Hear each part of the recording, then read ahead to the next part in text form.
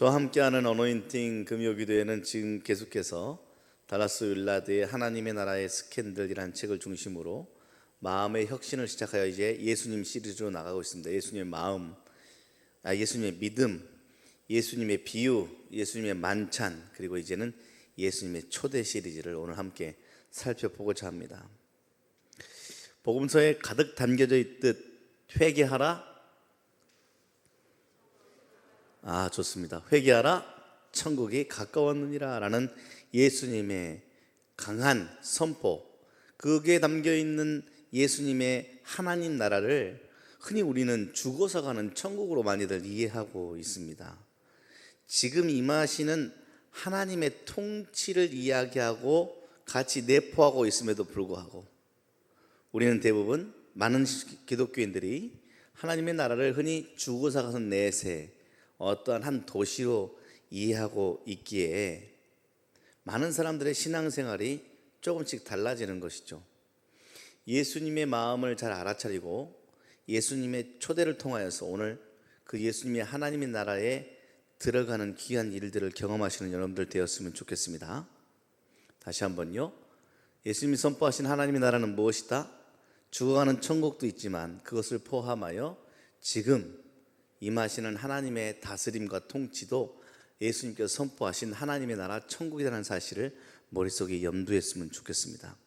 반대로 죽어가는 천국에만 집중하면, 나중에 죽어서 가는 곳으로만 생각하면 대부분의 신앙의 형태가 어떻게 빠져나오냐면 매우 율법적이거나 기복 신앙이기 쉽습니다. 그래서 천국 가기 위해서 무언가를 반드시 해야 된다는 굉장히 긴장감 있는 신앙생활, 혹은 나는 이미 천국 갈 준비가 다 됐다, 나는 하나님께서 예수님을 통해 구원해 주셨으니 나는 이제 그걸로 끝났다, 그냥 나머지는 어떻게 살든 나는 천국 간다 라는 긴장감이 와르르 풀어져 버린, 그래서 언젠가 더 여유로워지면, 언젠가 상황이 정리되면, 언젠가 내 복잡한 문제가 끝나면 신앙생활 제대로 해보겠다라는 게으른 신앙의 양극단을 달려가는 그리스도인들이 참 많이 있습니다. 다시 한번요. 매우 율법적이거나, 그래서 매번 긴장만 하고 살거나, 혹은 와르르 풀어져 가지고 게으르게만 살거나. 그러나 성경은 오늘 예수님의 선포하신 하나님 나라는 이미와 아직의 긴장관계 속에서 늘 현재형이다라는 사실을 우리에게 정확하게 알려주고 있군요. 본문 17절의 말씀을 우리 시간 다시 한번 다 같이 읽어봅시다. 17절의 말씀입니다. 시작. 잔치할 시각에 그 청하였던 자들에게 종을 보내어 이르되 오소서, 모든 것이 준비되었나이다 하매. 자, 빨간 글씨를 한번 보십시오. 파란 글씨를. 오라, 모든 것이 다 준비되었다. 그래서 지금 현재 상태는 준비하고 있는 상태가 아니라 준비가 다 되어 있는 상태를 이야기하고 있습니다. 이게 바로 하나님 나라의 모형입니다. 하나님의 나라는 이미 다 준비되어 있고, 또 똑같은 하나님의 나라의 의미, 지금 임하고 계시는 하나님의 다스림은 이미 다 완벽하게 준비되어져 있는 것이라고 생각하면 딱 맞습니다. 그러니까 나중에 더 영광스러운 순간에만 열리는 어떤 도시가 아니고, 지금 경험할 수 있고 지금 살아낼 수 있는 현실이 예수님이 선포하신 하나님의 나라라는 것이죠. 문제는 많은 사람들이 지금 임하고 계시는 그 하나님의 나라를 붙들지 못한다는 데 그 문제가 있습니다. 오늘 예수님의 큰 잔치 비유는 우리에게 이렇게 묻고 계시죠. 너는 지금, 언제요? 지금 하나님 나라보다 더 중요하게 여기고 있는 것이 과연 무엇이냐라고 우리에게 묻고 있습니다. 어떤 사람이 큰 잔치를 베풀고 마른 사람을 청했다라고 예수님이 말씀하고 있어요. 비유하고 있어요. 중요한 점은 이미 초대가 그 당일날 초대한 것이 아니라 오래전에 초대가 갔다는 사실입니다. 성경 말씀을 한번 보세요. 이미 초대를 해놨고 그때 오기로 다시 한번 확인하는 겁니다. 그러자 사람들이 다 일치하게 사양하더라라고 이야기하고 있습니다. 그 거절의 이유가 오늘 우리가 함께 읽은 18절에서부터 20절에 상세히 나오고 있습니다. 첫 번째 18절에는 일치하게 거절하는 궁색한 변명들이 세 가지가 소개되고 있는데, 첫 번째는 뭐라고요? 밭을 샀으니 나는 못 간다. 두 번째는 소 5겨리를 샀으니 난 못 간다. 여기서 겨리는 한 쌍을 말하거든요. 그러면 총 소 10마리를 이야기하는 겁니다. 작은 숫자가 아니죠. 소 10마리를 샀으니 나는 못 간다. 그리고 세 번째는 나 얼마 전에 장가 들었다, 그래서 못 간다 라고 이야기를 합니다. 그러면서 그 뒤에 따라붙는 이유가 있습니다. 뭐죠? 나 밭을 샀으니 나가보아야 한다 라고 이야기를 하고 있고, 나 소 10마리 샀으니 그 소 시험해 보러 가야 된다 라고 이야기하고, 나 장가 들었으니 나 쉬어야 되거나 또 사랑하는 아내와 함께 있어야 되니 나 가지 못한다 라고 이야기하고 있는 겁니다. 이야기를 딱 들어보면 약간 그럴듯하지 않나요? 근데 자세히 들여다보면 굉장히 논리적이지 않습니다. 땅이라는 것은 실질적으로 사기 전에 확인하는 거잖아요. 땅을 사고 나서 확인하는 사람이 어디 있어요? 사기 전에 이 땅이 어떠한 땅인지, 어떠한 용도로 쓸지, 나에게 사기에 적합한 땅인지를 이미 확인하고 땅을 사는 거거든요. 그리고 소도 마찬가지입니다. 사기 전에 시험해 보는 거죠. 얘가 건강한지, 아픈 데는 없는지, 내가 필요에 따라 이 소를 사용할 터인데 이 소가 그럴 만한 용도에 맞는 상태인지를 시험하는 것은 소를 사기 전에 시험하는 것입니다. 결혼한 후에는요, 결혼식 준비하고 결혼하는 일이 힘들지, 결혼한 후에는 실질적으로 올 수가 있고 아내와 함께 와도 되지 않겠습니까? 그래서 사실 이 변명들은 진짜 이유라기보다는 회피의 언어들입니다. 그것을 예수님께서 상징적으로 그 비유 안에 흔히들 하는 변명의 소스들을 잡아다가, 야, 그게 정말 진짜 이유가 맞아? 라고 물어보시며, 아니, 그건 진짜 이유가 아니잖아, 그냥 오기 싫어서 회피하는 거잖아 라고 이야기하고 계시는 것이죠.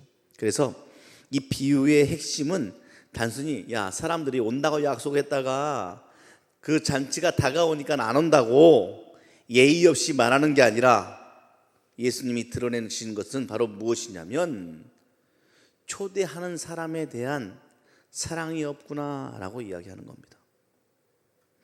왜 우리가 누군가의 초대를 받으면 기분 좋은 초대가 있잖아요. 근데 그 기분 좋은 초대를 한번 여러분들 기억해 보십시오. 누군가에게 초대를 받았는데 기분 좋은 데는 다 이유가 있는 겁니다.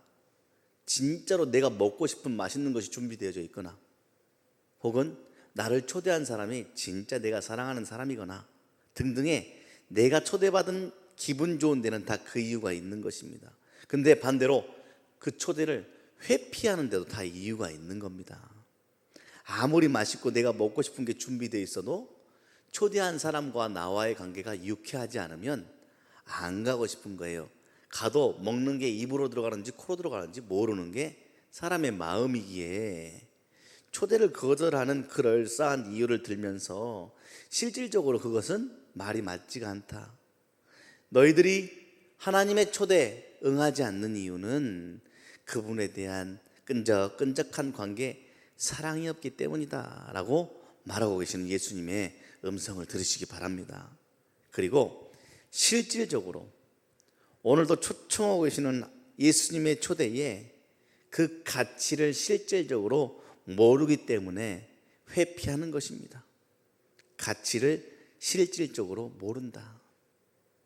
그리고 그들은 나쁜 일 때문이 아니라 좋아 보이는 일들 때문에 잔치를 놓치고 있다라는 것을 명확하게 우리에게 이야기해 주고 있습니다. 오늘 이걸 가지고 우리가 좀 한번 살펴보려고 해요. 왜 우리는 예수님의 초대에 응답하며 그 초대 잔치에 참여하지 못하고 문 밖에 서 있는 걸까라는 것이죠. 곧 하나님의 나라에 대한 진심 어린 사랑이 없으면 작고 사소한 것들이 우리를 방해해서 하나님 나라에 지금 임하고 있는 이 하나님 나라의 실제로 들어가지 못하게 된다라는 이 핵심을 여러분들 잘 한번 살펴보시기를 바랍니다. 다시 한번요, 내가 진짜 그 하나님께서 지금 초대하고 계시는 하나님 통치 안으로 들어오라는 그 초대 안으로 내가 더 쉽게 이야기하면 내가 지금 임하고 계시는 천국에 들어가서 그 천국의 잔치를 누리지 못하는 이유는 무엇이라고요? 거기에 대한 가치를 모르고 하나님을 온전히 사랑하지 못하여서 작고 사소한 것들의 방해를 이겨내지 못한다. 자, 여기서 중요한 긴장이 생깁니다. 밭을 사는 거, 소를 시험하는 거, 결혼해서 쉬는 것 자체는 나쁜 일이 아니라는데 그 긴장감이 있습니다. 문제는 그것들이 하나님 나라의 초대를 거절한 만큼 더 중요한 것이 되어버렸다라는 것이 문제입니다. 하나님은 하나님의 나라를 우리 목구멍으로 억지로 집어 쑤셔 넣지 않아요. 그분은 초대하십니다. 우리는 그 초대에 응답하는 것이죠. 결국 본문이 우리에게 던지는 중요한 질문이 바로 이거예요. 너는 하나님과 하나님의 나라를 진심으로 가고 싶어하는 그 사랑이 있느냐? 그리고 더 실질적인 질문으로 바꿔보자면, 너는 하나님과 날마다 상호작용하며 그 통치에 민감하게, 그 천국에 민감하게 삶을 진짜로 살아내고 있느냐라는 질문입니다. 자, 이제 거절이 이어지자 하나님이 어떻게 우리에게 반응하실지를 주인의 감정을 통하여서 예수님께서 21절의 비유로 말씀하고 계십니다. 한번 보겠어요? 자, 종이 돌아와서 소 사서 밭 사서 장가 가서 못 온다고 하니 그 이유를, 일제히 거절한 사양의 이유를 주인에게 이야기했더니 이에 집주인의 감정 상태는 뭐예요? 노하였다. 화가 났다. 그래서 그 종에게 이렇게 이야기하죠. 야, 너 거리와 골목으로 빨리 나가서 가난한 자들, 몸 불편한 자들, 맹인들, 저런 자들 다 데리고 와. 이 사람은 1차적으로 초대받은 사람이에요, 아니에요? 아닙니다. 1차적으로 초대받지 않았던 2차 초대자가 되는 것입니다. 2차 초대자. 근데 그들의 특징이 있어요. 가난하고 몸이 불편하고 앞을 못 보거나 다리가 불편한 사람들, 그 당시에 소외된 사람들입니다. 이것을 흔히 이 비유를 풀어가면서 선택받은 이스라엘 백성들이 1차 초대자였다. 그리고 이 1차 초대자 이후에 2차 초대자인 이방인들에 대한 지칭이다라고 이야기하지만 우선 그러한 내용들은 넘어가 보도록 하겠습니다. 그래도 종들이 또 돌아와서 그들을 초대하여 왔으나 그럼에도 불구하고 여전히 자리가 남습니다 라는 이야기를 하고 있는 것이 오늘 본문이지요. 여기에 가만히 들여다보면 놀라운 하나님의 은혜가 숨겨져 있습니다. 하나님의 두 마음의 측면을 볼 수가 있는데 그 첫 번째가 하나님의 분노하심, 비통함입니다. 은혜의 초대를 가볍게 여기는 사람들 앞에서의 이 하나님의 마음, 진짜를 혹은 중요한 것을 알아차리지 못해 사소한 것들로 핑계대며 그 소중한 것들을 잡지 못하고 있는 그러한 이들을 향한 거룩한 분노가 한편이 숨겨져 있고, 나머지 한편에는 여전히 그럼에도 불구하고 잔치를 없던 일로 무산시키는 게 아니라 그 잔치를 채우시는 집요한 하나님의 사랑과 열심이 그 안에 숨겨져 있고, 우리는 그 열심과 하나님의 사랑에 초대된 자들인 줄 믿습니다.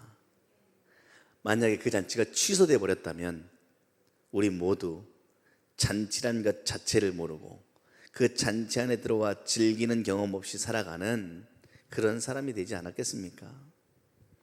그 이후에 이 놀라운 하나님의 은혜 이후에 엄청난 선언이 나오고 있어요. 바로 24절의 말씀입니다. 이 말씀을 우리가 다 같이 한번 읽어봐야겠습니다. 시작. 내가 너희에게 말하노니 전에 청하였던 그 사람들은 하나도 내 잔치를 맛보지 못하리라 하였다 하시니라 라고 말씀하고 계시네요. 이 말씀은 참 무서운 말씀입니다. 근데 나름 공정한 말씀이기도 합니다. 하나님 나라 선포는 무언가 좋은 것을 고르는 홍보 문구가 아니거든요. 실제 삶을 살아가는 실제 질서이기 때문에 이 하나님 나라의 선포는 우리에게 너무나도 중요하고 예수님의 초대는 너무나도 중요한 것입니다. 근데 이 초대를 거절하는 선택은 그냥 내가 그때 약속해놨던 그 잔치에 안 가겠다라고 일정을 변경하는 것에 끝나는 것이 아니라 아예 삶의 질서가 다른 왕국을 선택하는 삶. 그래서 이렇게 살 삶인가 이렇게 살아갈 삶인가 라는 아예 다른 삶을 선택하는 일이다라는 것을 우리는 잘 알아야 해요. 여러분들은 무슨 삶을 선택했습니까? 나는 하나님 나라의 삶을 선택했다라고 하면서도 여전히 밭산 일에 소산 일에 결혼한 일들에 파묻혀서 그 일들만 돌보며 갈게요 라고 그 하나님의 잔치를 밀어내고 있지는 않은지 잘 한번 생각해 보아야 합니다. 그래서 제가 목회하면서 교회 안에서 제일 짠한 사람이 누군지 압니까? 제일 불쌍한 사람. 양다리를 다 걸쳐놓고 두 개를 다 잘해보겠다고 하면서 두 개 다 아무것도 안 되는 사람이 참 짠합니다. 잠깐만요. 지금 밭사니까 밥 돌보면서 잔치도 한번 같이 해보겠습니다 라고 하면서 밭을 계속 보면서 잔치는 하나도 즐기지 못하거나, 반대로 잔치에 와 있으면서 밭 생각하는 것과 밭에 있으면서 잔치 생각하는 사람, 그래서 정작 그 자리에서 그것마저 하나도 못 누리는 사람은 진짜 불쌍한 사람 아니겠습니까? 교회 안에 있으면서도 여전히 밭과 소와 결혼에 내 모든 신경이 와르르 쏟아져 버려서 찬양할 때 찬양하지 못하고 기도할 때 기도하지 못하고 예배 한 시간에 시간을 내는 일이 그토록 힘든 일이 되어버린, 그래서 그 사소한 일에 나의 중요한 것들이 완전히 방해받아 혹은 내 마음이 빼앗겨 버려 그것에 숨겨놓은 하나님의 놀라운 잔치를 누리지 못하는 일들은 오늘 그 주인이 노하여라고 말하는 하나님의 분노 앞에 우리가 어찌 그 분노를 감당할 수 있겠느냐라는 예수님의 말씀을 잘 들어보았으면 좋겠습니다. 한번 정리해 볼까요? 자, 이 비유 가운데 나온 사람들의 거절의 이유는 내가 은행을 털어야 해서, 내가 싸움을 해야 해서 라고 말하지 않았습니다. 오히려 다 그럴듯한 이유였어요. 오늘 우리의 변명은 갈수록 더욱더 정교해졌습니다.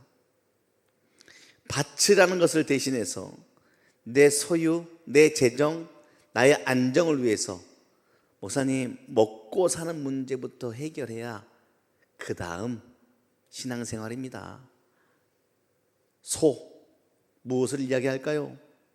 나의 성과와 나의 성취, 나의 능력, 나의 일, 나의 커리어가 중요하니 목사님 지금은 딱 요일할 때니까 제가 딱 요 선까지 요 커리어 채우고 나면 요 성과 정도 나오면 제가 잘 한번 믿음 생활 해보겠습니다. 그것과 똑같은 겁니다. 결혼은요, 관계가 좀 좋아지고 나면요, 우리 가정이 좀 안정되고 나면요, 내 감정이 좀 괜찮아지고 나면요, 그때 열심히 하겠습니다 라는 것 아니겠습니까? 심지어는 교회 안에도 그럴싸한 변명이 있습니다.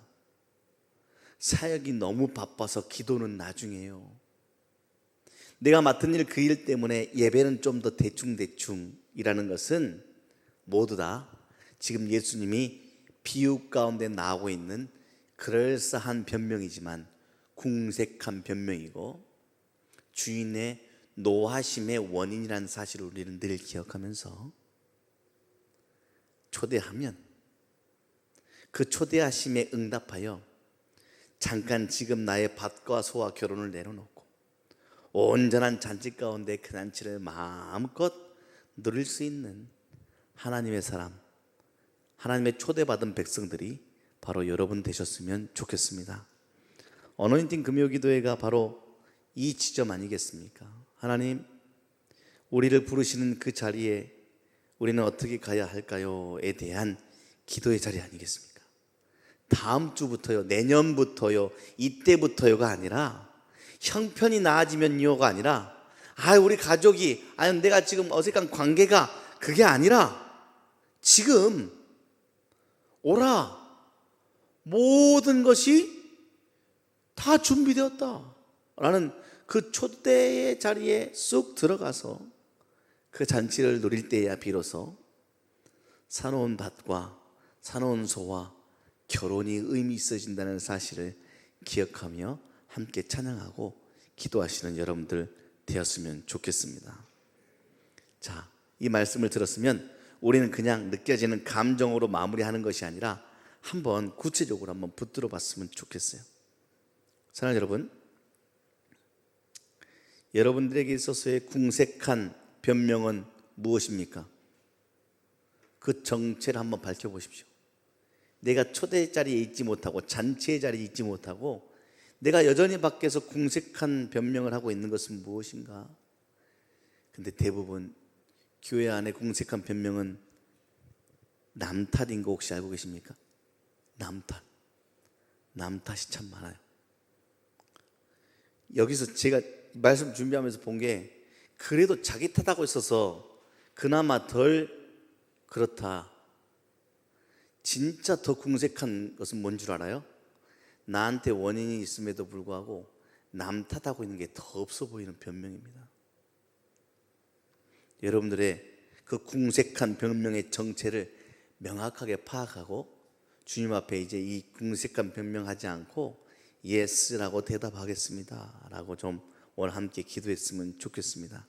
그리고 사소하고 중요한 일을 방해하는 그러한 일들의 자리를 나의 삶의 중심에 놓는 것이 아니라 정말로 소중한 잔치를, 하나님의 나라를 내 삶의 중심의 자리에 놓겠다고 자리 바꾸는 기도를 한번 했으면 좋겠습니다. 하나님, 제가 그냥 작고 사소한 일들에 이리 휘청 저리 휘청 거리면서 하루를 보낸 것 아닌가요? 라는 기도를 통하여서 이제 정말 중요한 일을 놓아버렸던 그 자리에 나의 중심을 하나님께서 원하시는 소중한 일을 갖다 놓겠다고 자리를 잘 정해볼 수 있는 시간들이 있었으면 좋겠습니다. 그렇게 오늘 하나님 앞에 응답하면서 함께 기도해 보죠. 주님, 저는 핑계를 내려놓겠습니다. 주님, 제 삶의 중심을 하나님의 나라에 두겠습니다. 그리고 주님, 지금 여기에서 하나님과 동행하는 삶을 살겠습니다 라고 함께 기도하시는 여러분들 되시기를 주님의 이름으로 축복합니다. 그래서 그 설교의 시간, 내가 모르는 어떤 정보를 입력하는 시간이라고 생각하지 마십시오. 예수님의 초대의 시간이라고 생각하시면 딱 좋을 것 같습니다. 그래서 오늘도 하나님이 하나님의 다스림 안으로 나를 계속해서 초대하고 계시는구나. 그러면 어떻게 해야 돼요? 예 가겠습니다. 내가 그쪽으로 가겠습니다. 내 하나님의 초대와 그 잔치 안으로 가겠습니다 라고 아멘 이라고 응답하는 그 시간이 말씀이 선포되어지는 시간이라는 것을 기억하시고, 그 말씀을 딱 한 글자로 요약하자면 오라, 모든 것이 다 준비되어져 있다라는 하나님의 음성임을 늘 기억했으면 좋겠습니다. 그럼 우리는 그곳에 제가 가겠습니다. 하나님, 지금 하나님 나라 안으로 당장 달려가겠습니다 라고 고백하는 은혜의 시간들이 예배의 시간 되시기를 주님의 이름으로 축복합니다.